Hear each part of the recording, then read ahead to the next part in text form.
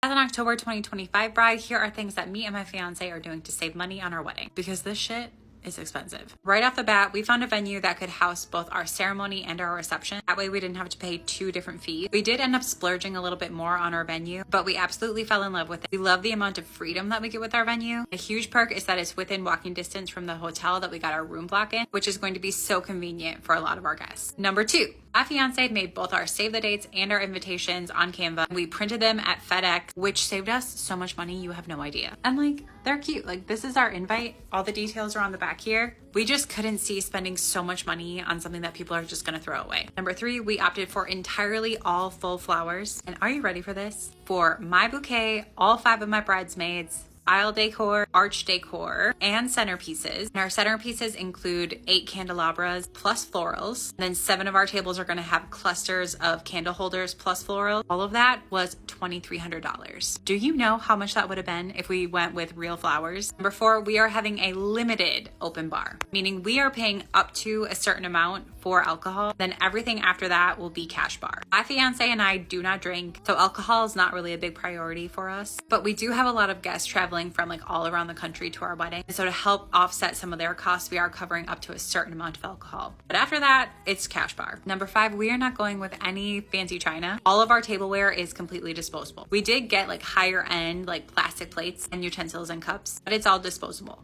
And in total, for all 120 guests, for their plates, napkins, and cutlery, the total was like $150, which leads us into number 6. For our dinner, we are getting pizza delivered. We knew even before we got engaged that we wanted to do pizza as our main meal because we both love pizza. It's my favorite food. My fiance loves it. But we did not realize how much money we would actually be saving until we started talking to other caterers. We're getting pizza, appetizers, and salad delivered for 120 people, all for $1,700. Number 7, we're opting for a dessert table instead of a wedding cake. We're not big cake people. We're actually getting ourselves like a mini cheesecake to cut. And then we're getting like cookies and brownies and cupcakes from a local bakery instead of going with a traditional wedding cake, which would cost us probably like $300 more than what we're actually paying for all of the other desserts. And lastly, we were going back and forth on whether we wanted a videographer because I think it's really cool to have another form of memories captured for the day, but they're so expensive. I have to give a shout out to Wedding Talk for this one because I saw a few girls talk about this,